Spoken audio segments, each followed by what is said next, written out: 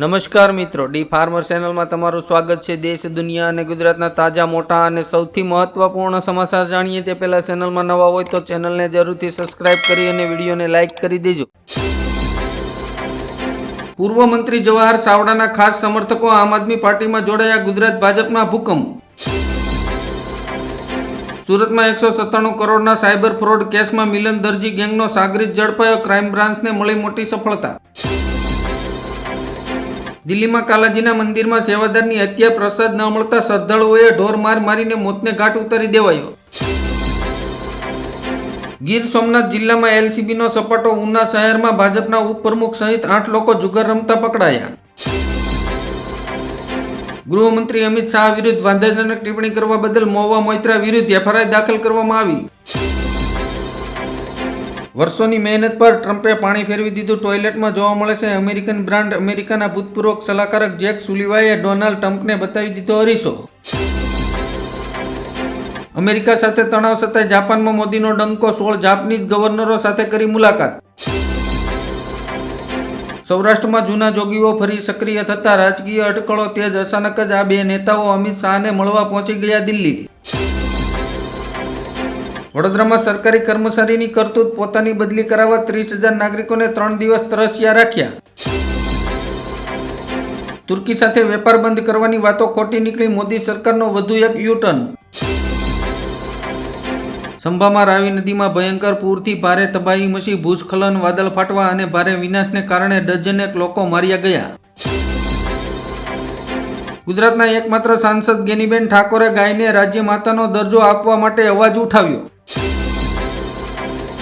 PM મોદીનું ઉદાહરણ આપીને ઉમા ભારતીએ કહ્યું, હજુ તો હું 65 વર્ષની પણ નથી થઈ, ચૂંટણી તો લડી શકું। ગુજરાત સરકારની નવી નીતિ જમીન સંપાદનના વળતરમાં હવે ટેક્સ લાગુ। વડાપ્રધાન નરેન્દ્ર મોદી ચીનના તિયાનજિન શહેરમાં પહોંચ્યા। રેડ કાર્પેટ પર થયું સ્વાગત। મુંબઈમાં જરાગેના આંદોલનની મંજૂરીથી ભાજપમાં ઘેરાયું શંકાનું વાદળ। દેવેન્દ્ર ફડણવીસના આ નિર્ણય પર ઉઠી રહ્યા છે સવાલો।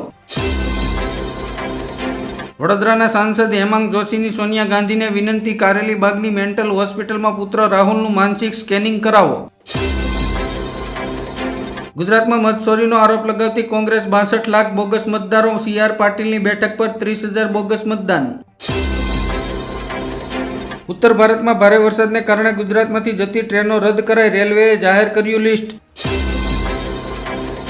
પશ્ચિમ આફ્રિકામાં મોટી દુર્ઘટના, દરિયામાં એક જહાજ ડૂબતા 70 લોકોના મોત। ઓનલાઈન રિયલ મની ગેમ કેસમાં 140 કરોડની જીએસટીનું ચોરીનું કૌભાંડ ઝડપાયું। ટ્રમ્પ છેલ્લા 24 કલાકથી રહસ્યમય સંજોગમાં ગુમ। વિશ્વભરમાંથી અનેક અટકળો આવતા 2 દિવસ પણ ગાયબ રહેશે। ડુપ્લિકેટ નહીં, ઓરિજિનલ મુખ્યમંત્રી રાહુલ અને અખિલેશની હાજરીમાં તેજસ્વીએ જાહેર કર્યો મુખ્યમંત્રીનો ચહેરો। ટ્રમ્પને ભારતે આપ્યો તગડો આંચકો, નોબેલ શાંતિ પુરસ્કાર માટે ન કર્યા નોમિનેટ। મોદી સરકારની મોટી ભેટ, ખાતામાં બેલેન્સ ન હોય તો પણ 10,000 રૂપિયા સુધી ઉપાડવાની મળશે સુવિધા।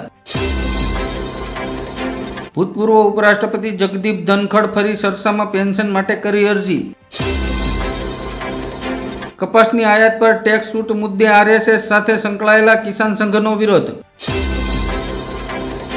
છોટાઉદેપુરના ડુંગરવાડ પાસે ભારત નદીના બ્રિજ પર પડ્યું ગાબડું, ભારે વાહનો પર મુકાયો પ્રતિબંધ।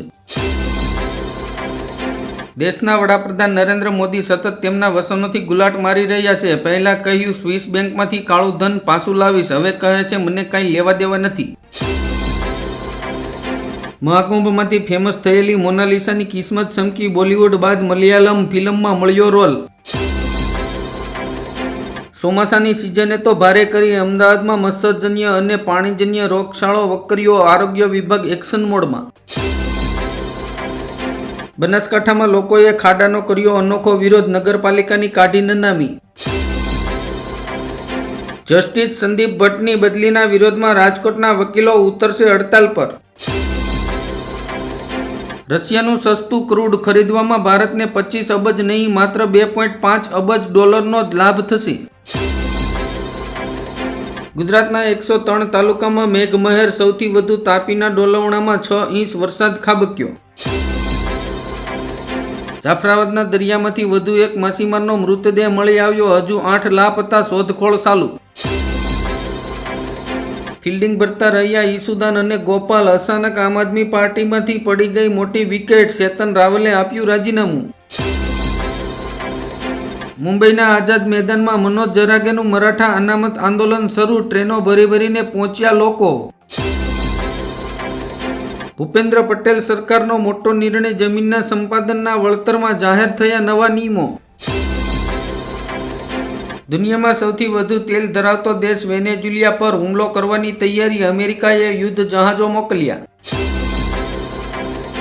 ગૃહમંત્રી અમિત શાહે કહ્યું, મોદીજીને જેટલી વધુ ગાળો દેશો, કમળનું ફૂલ એટલું જ વધુ ખીલશે. સુરતમાં ગણેશ વિસર્જન માટે વિશેષ આયોજન, 81,000 ગણેશજીની પ્રતિમાઓ માટે 21 કૃત્રિમ અને 3 કુદરતી ઓવારા બનાવવામાં આવ્યા. ભારતના જન્મદરમાં ઘટાડો, શાળાઓમાં પ્રવેશ મેળવતા બાળકોની સંખ્યામાં નોંધાયો ઘટાડો. ભારત ચીને સાથે મળીને કામ કરવું જરૂરી, પીએમ મોદીએ ટ્રમ્પને આપ્યો આડકતરો સંદેશ. ચંદ્રયાન 5 મિશન અંગે ઈસરો અને જાક્સા વચ્ચે મહત્વનો કરાર, પીએમ મોદીએ કરી મોટી જાહેરાત. ટોક્યોમાં પીએમ મોદીનું ભવ્ય સ્વાગત, બુલેટ ટ્રેન ડીલ પર સૌની નજર. બુલેટ ટ્રેન ફક્ત મુંબઈ અને અમદાવાદ સુધી જ મર્યાદિત નહીં રહે, જાપાનમાં પીએમ મોદીએ કરી મોટી જાહેરાત. ઉઝાએ જીરાની નિકાસમાં ગુજરાતના વૈશ્વિક નેતૃત્વને મજબૂત બનાવ્યું, વિશ્વભરના 101 દેશોમાં મસાલાઓના બીજોની નિકાસ કરાઈ. જાપાન ભારતની મૈત્રી વધુ મજબૂત, પીએમ મોદી અને ઈશિબા વચ્ચે કરારોની વણઝાર. રૂપાલા, સંઘાણી અને રાદડિયાની ત્રિપુટી, સૌરાષ્ટ્ર ભાજપના રાજકારણની એક નવી ધરી સાબિત થશે. બિટકોઇન ખંડણી કેસમાં ભાજપના પૂર્વ એમએલએ નલિન કોટડિયા, આઈપીએસ અને પીઆઈ સહિતના 14ને આજીવન કેદની સજા.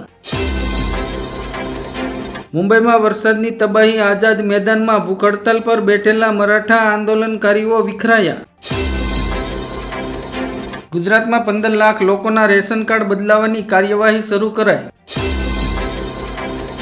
ભારતની જીડીપીએ દુનિયાને ચોંકાવી, ટ્રમ્પના ટેરિફ વોર વચ્ચે પ્રથમ ત્રિમાસિક ગાળામાં 7.8%નો જબરજસ્ત ઉછાળો.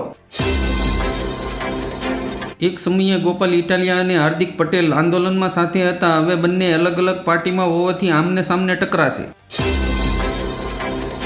ગુજરાત સરકારના પૂર્વ મંત્રી રમણલાલ ઓરાને ખોટા ખેડૂત બનવાના કેસમાં ઈડરના મામલતદારે ફટકારી નોટિસ. સુરતમાં 1 વર્ષથી ધમધમતી એમડી ડ્રગ્સની મિની ફેક્ટરી ઝડપાઈ, સૌરાષ્ટ્રના 6 સખ્ખાની ધરપકડ કરાઈ.